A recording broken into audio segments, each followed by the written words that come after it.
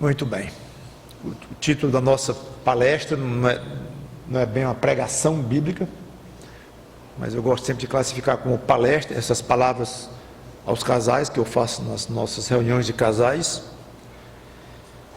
Somos casados, mas somos íntimos. O pavor do comandante de um navio é navegar em águas rasas. Quando as águas são profundas, a travessia é tranquila.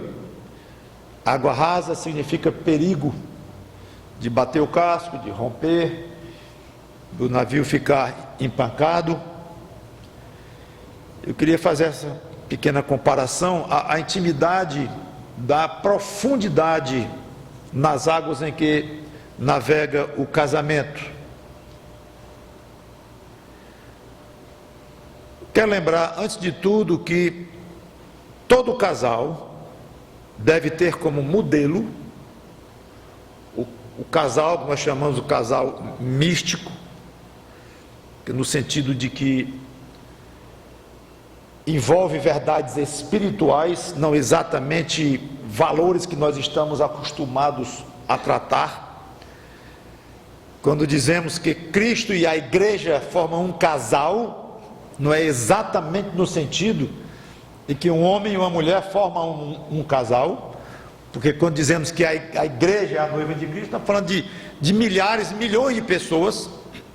Então é um casal diferente, certamente, mas que é modelo. E muito do relacionamento entre Cristo e a igreja e Cristo, nós podemos e devemos então tirar como modelo para o nosso relacionamento. Então é apenas uma base bíblica que eu quero dar para a importância da intimidade. E na união Cristo-Igreja, o ideal é que haja intimidade. Quando eu digo ideal, quando trata de Cristo para com a igreja, é certo que há intimidade, claro. Ele conhece profundamente a sua noiva, a igreja, cada crente. E quando eu digo ideal, é porque da nossa parte para ele deve haver intimidade, mas aí já está tratando de pecadores, embora perdoados, mas somos pecadores, falhos, por isso é que eu estou dizendo que deve ser o ideal. Mas eu quero apenas ler rapidamente, depois entrar na parte mesmo do nosso casamento. Da parte de Cristo, nós temos aqui em Apocalipse capítulo 2, na segunda parte do versículo 23, que diz assim: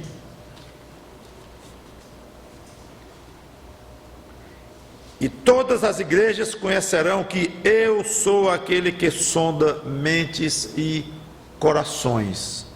Cristo falando.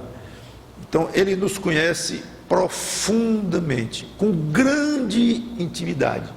Tudo que alguém pode saber de você, ele sabe.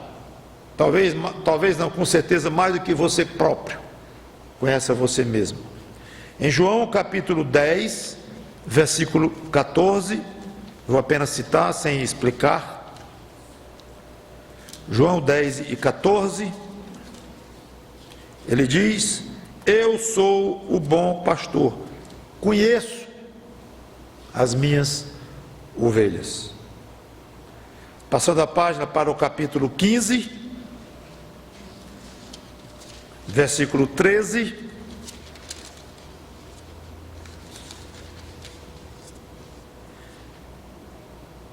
a 15, ninguém tem maior amor do que este, de dar alguém a própria vida em favor dos seus amigos. Vós sois meus amigos, se fazeis o que eu vos mando. Já não vos chamo servos, porque o servo não sabe o que faz o seu senhor, mas tenho-vos chamado amigos, porque tudo quanto ouvi de meu Pai vos tenho dado a conhecer. Ou seja, mostrando intimidade. Então ele sonda os nossos corações, ele conhece as suas ovelhas, ele nos chama de amigos, mostrando então a intimidade com que Cristo, nosso noivo, nos conhece. E da nossa parte é nosso dever cultivar intimidade com ele, conhecê-lo cada vez mais. Vou ler só uma passagem, aliás, eu preguei sobre ela na quarta-feira última, de oração aqui na igreja, em que Paulo dizia aos Efésios, vamos a Efésios capítulo 3, versículo 17 em diante. Lá no 14 ele diz que orava ao Pai por uma coisa. Que coisa? Entre outras, que eles conhecessem a largura, o comprimento, a altura, a profundidade e o amor de Cristo. E até eu expliquei, nós devemos buscar este conhecimento do amor de Cristo, conhecê-lo cada vez melhor, em outras palavras, ter mais intimidade com Ele. Ele tem conosco e nós devemos ter com Ele. E Ele explicitamente diz que esse é o seu desejo, que nós o conheçamos muito bem.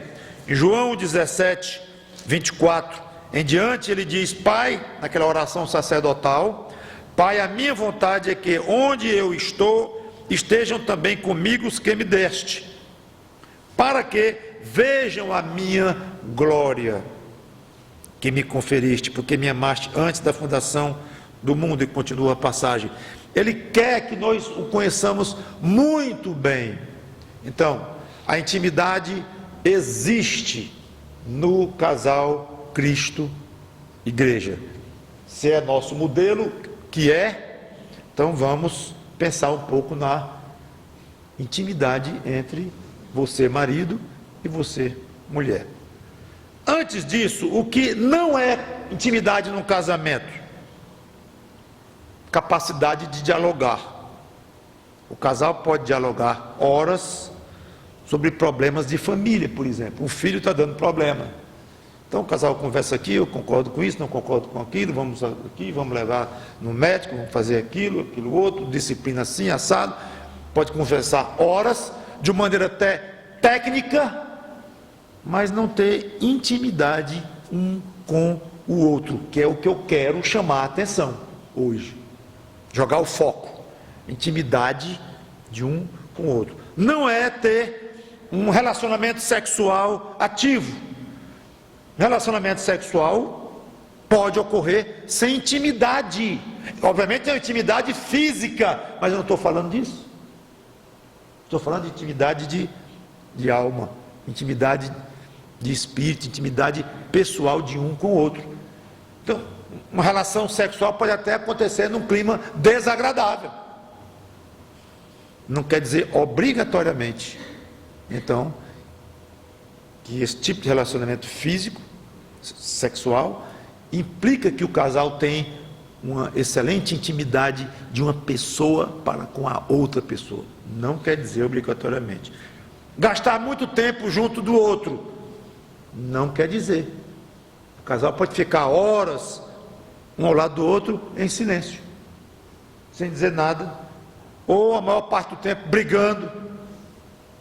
Então, não significa obrigatoriamente, porque passa muito tempo junto, que é íntimo. Obviamente, esses três elementos são importantíssimos dentro de um casamento. O casal dialogar bastante, um relacionamento sexual saudável, passar bastante tempo junto um com o outro, tudo bem, desde que sendo elementos bem desenvolvidos e saudáveis. Todos juntos, somados à intimidade que porventura haja, juntamente com outros elementos, fazem um casamento excelente, um casamento ideal. Então não é que eu acho esses três elementos que não têm importância no casamento. Tem, mas não obrigatoriamente significam intimidade. Então o que seria intimidade entre um casal? Eu diria assim: liberdade para falar de coisas íntimas, para derramar o coração perante o outro de uma maneira confortável. Isso é que eu chamei de intimidade. É liberdade, poder chegar e derramar o coração diante do outro de uma maneira agradável, confortável. Então, obviamente, não é só a liberdade teórica, mas a prática de derramar gostosamente. Por isso que eu coloquei o detalhe aqui do confortável, do agradável, não uma coisa forçada, não uma coisa imposta, mas uma abertura de coração gostosa um para com o outro. Nós temos níveis de confidência ao revelar coisas pessoais. Não precisa de grande intimidade. Eu com um amigo, com uma pessoa, pode dizer que estou com dor de dente. Não precisa ser íntimo. Aliás, é uma coisa que a gente pode dizer até no elevador alto, para as pessoas ouvirem, não tem problema nenhum. Pai, estou com dor de dente. Os outros vão olhar, ficar com pena e pronto. Mas não é uma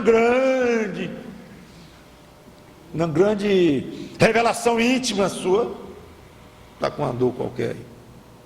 No outro extremo, há coisas tão íntimas que nós só revelamos a Deus. Nem para o marido, nem para a mulher, nem para o melhor amigo, para ninguém a gente fala, só para Deus. Uma intimidade muito grande. Entre esses dois extremos, de coisas bem leves, como algo realmente muito profundo, claro que há uma infinidade de variações aqui de sentimentos. Então, se eu sou conhecido do fulano, o que eu vou falar de mim vai até certo ponto. Mas se eu sou amigo do outro, vou falar mais. Mas se eu sou amigo íntimo do outro, eu vou falar mais ainda. Claro, são níveis de confidências, níveis de intimidade um com o outro. Então, eu diria que o ideal é que a pessoa que você mais tem intimidade, mais liberdade, mais conforto em abrir o seu coração, a pessoa no mundo que você mais tem essa liberdade, ou seja, intimidade, na minha maneira de ver, deve ser o cônjuge. Se você tem mais intimidade com alguém para falar certas coisas do seu coração, você tem mais com alguém do que com a sua mulher, do que com seu marido, eu acho que tem uma coisa errada. Quero colocar um pouquinho à parte disso, o fato de que duas mulheres conversando, elas vão conversar sobre, como a gente chama, coisas de mulheres, que elas se entendem bem, assuntos femininos. Não estou falando isso. Ou coisas, dois amigos, coisa de homem, fala coisas típicas, em que você vai colocar certas coisas que a mulher nem entenderia direito, porque o homem entende bem tem um tipo de visão sobre alguma coisa, a mulher tem outra. Admito que haja um clima um pouco diferente entre dois amigos homens, duas amigas mulheres, diferente do que haja entre um marido e uma mulher. Mas quando se fala de abrir o coração e de intimidade, de revelar alguma coisa de dentro do coração, paciência. Se tem alguém que você consegue dizer coisas que não consegue dizer para sua mulher ou para o seu marido, examine isso melhor, porque tem uma falha aí grande entre vocês e precisa ser corrigido. A cada um dos cônjuges compete pelo menos duas coisas para aumentar ou começar a ter intimidade. Acho que aumentar, todo casal tem um grau de intimidade, obviamente. Dispor-se a abrir o íntimo. Dispor-se. Querer fazer. Não é uma coisa que vem naturalmente, como você chega e bebe um copo d'água. Não é bem assim. Aos mais fechados, aos mais inibidos ou os mais retraídos, sugestão: experimente dizer algo que você nunca falou para ela ou para ele antes. Experimente um sentimento que você tem, uma coisa que você tem lá dentro do seu coração que acha que é importante colocar, exteriorizar, e o outro ouvir. Experimente, se force um pouquinho, se exercite um pouco. Um músculo não fica rígido, ele não se desenvolve se não for na base de muito exercício. Então, acho que é uma coisa que pode ser praticada, deve ser praticada. Talvez um bilhete, pessoas que têm mais facilidade de se comunicar, ou de abrir o coração através de um bilhete, de uma carta, mesmo entre marido e mulher, é algo natural, normal. Um e-mail, né, que é uma coisa moderna. Se você não tolera isso, tudo bem, pessoalmente. Mas experimente abrir alguma coisa que você não conseguiu abrir antes. A segunda, tornar-se merecedor de que o outro se abra para você.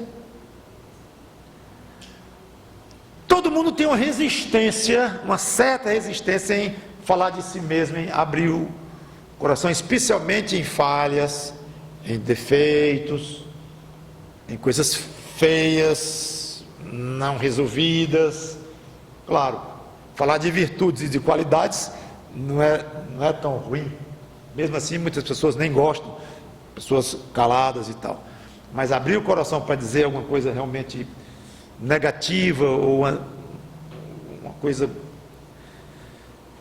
que não ajuda até na imagem daquela pessoa, sei lá, não é muito fácil. Há uma resistência natural, normal. A pessoa só vai vencer essa resistência, uns têm uma resistência maior, outros têm uma resistência menor, isso varia. Mas seja como for, só vai vencer essa resistência se achar que vale a pena. Eu não vou chegar e me forçar um pouco, me exercitar, abrir meu coração para minha mulher, por uma coisa que eu acho que ela nem vai entender, vai ser pior.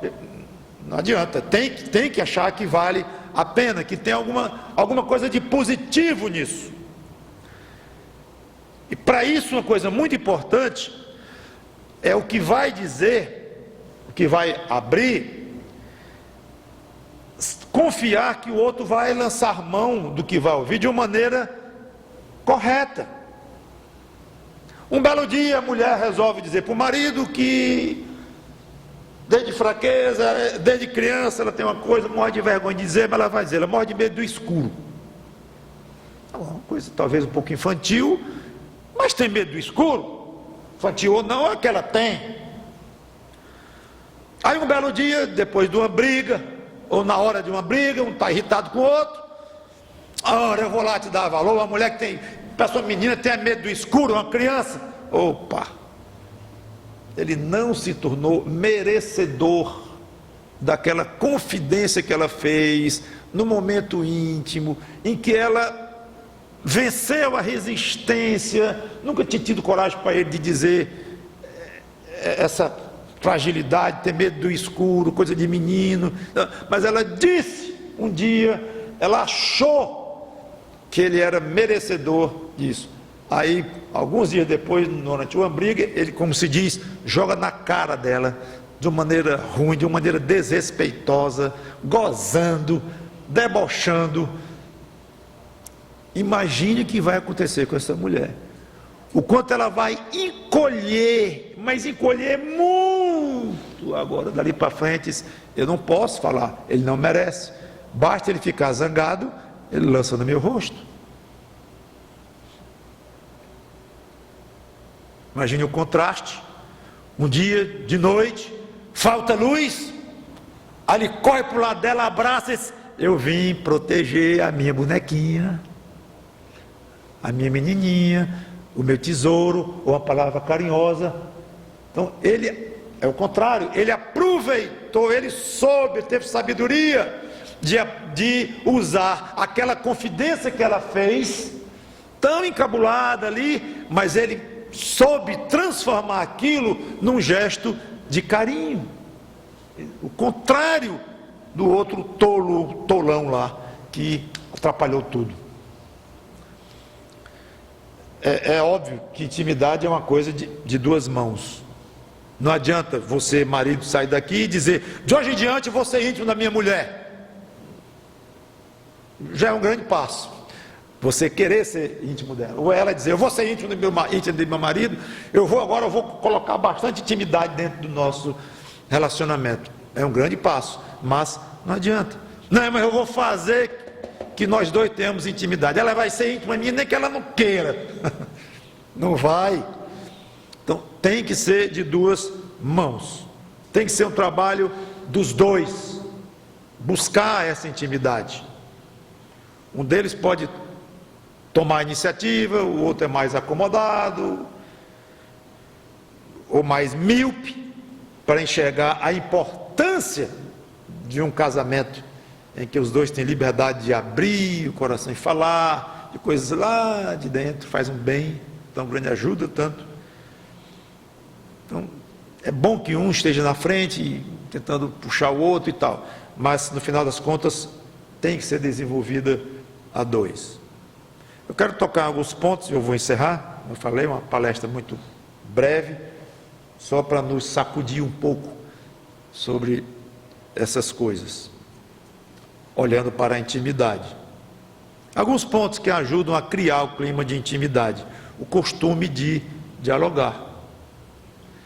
O senhor não disse que diálogo não tem nada a ver com intimidade? Você não disse que não tem nada a ver.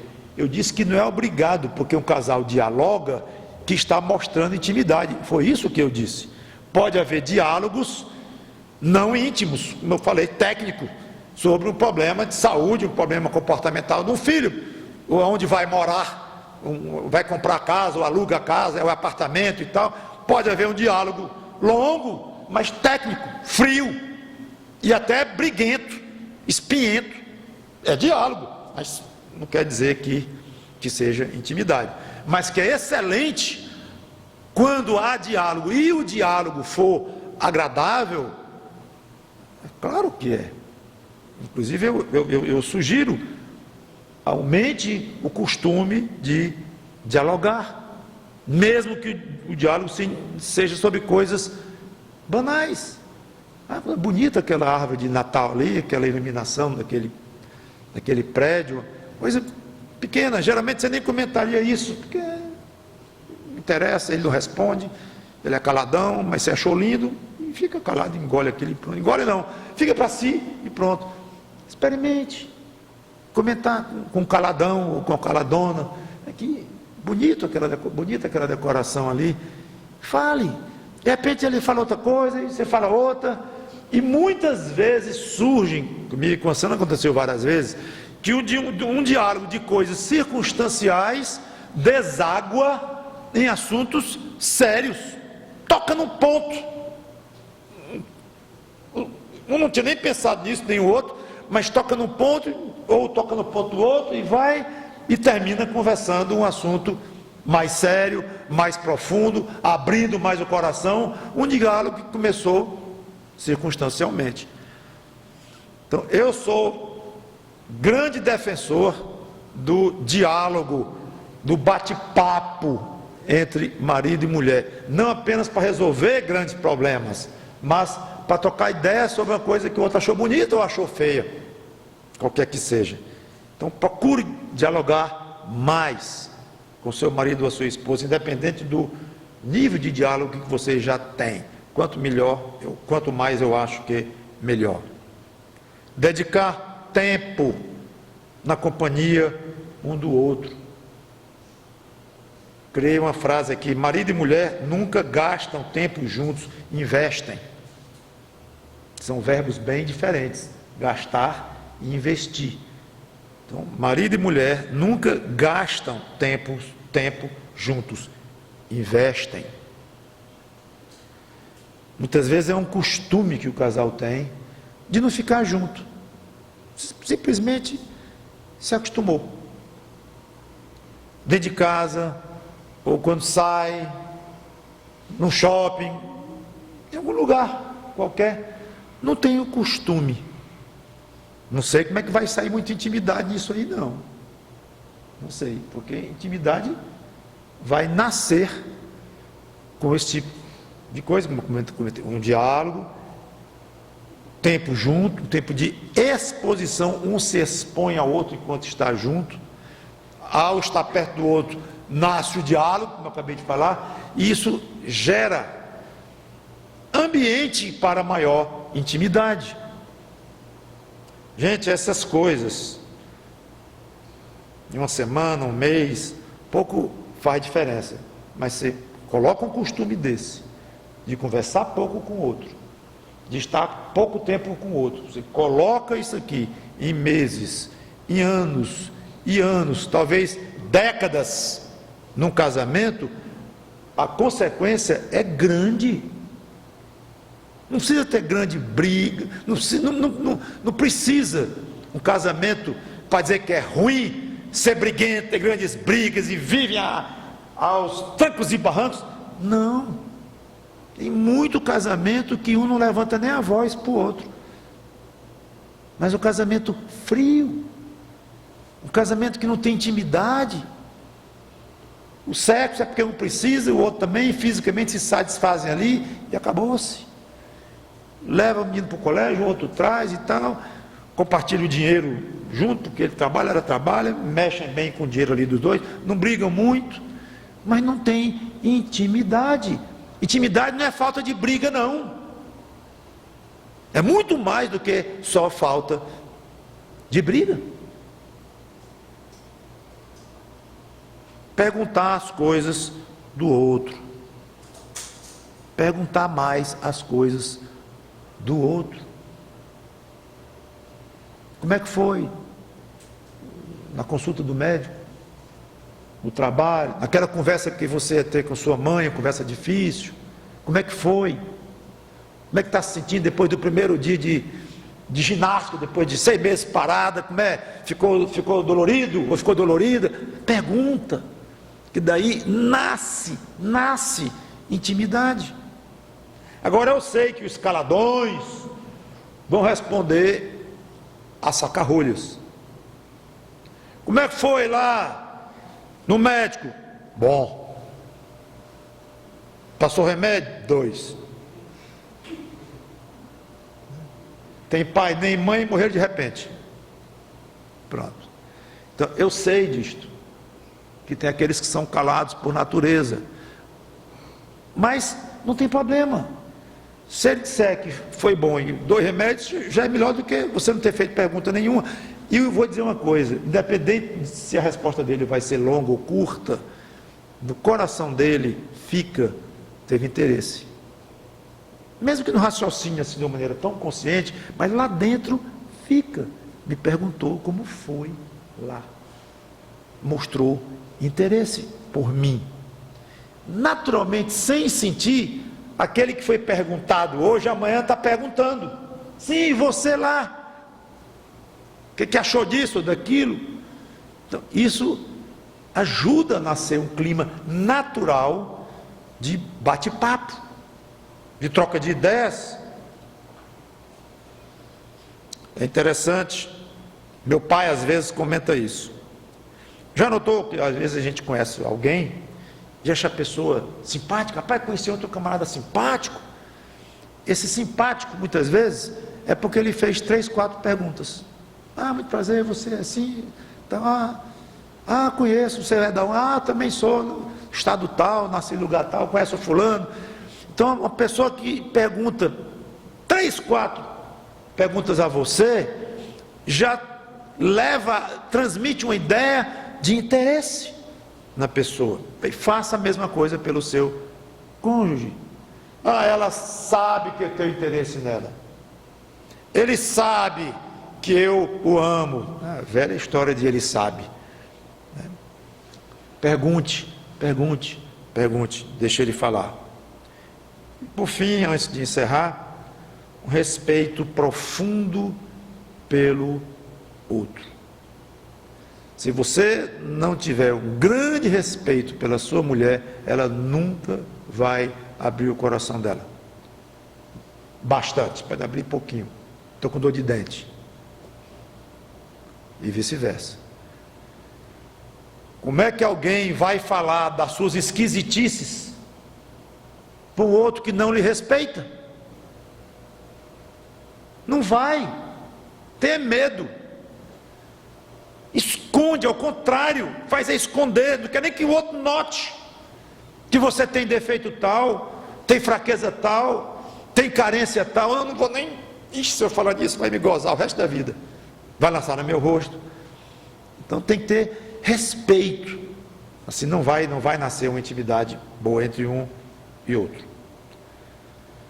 Meus irmãos, meus amigos, uma coisa eu posso afirmar: a intimidade gera uma solidez tão grande no casamento, uma tranquilidade uma serenidade no casamento que esse casal está pronto para enfrentar e resolver quase qualquer tipo de problema. A minha vontade é dizer qualquer problema,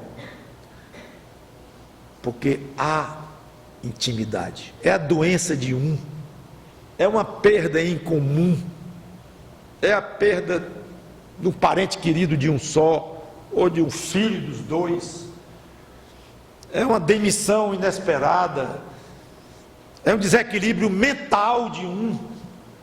Seja o que for, um casal que tem intimidade um com o outro vai enfrentar pode estar preparado para enfrentar grandes problemas, praticamente qualquer um enfrenta, resolve, e um não fica diminuído perante o outro, faz apoiar o que está precisando mais, nem pensa em gozar o outro pela fragilidade que passou a conhecer naquela situação, faz aumentar mais ainda o amor, a necessidade, a vontade de ajudar, de servir.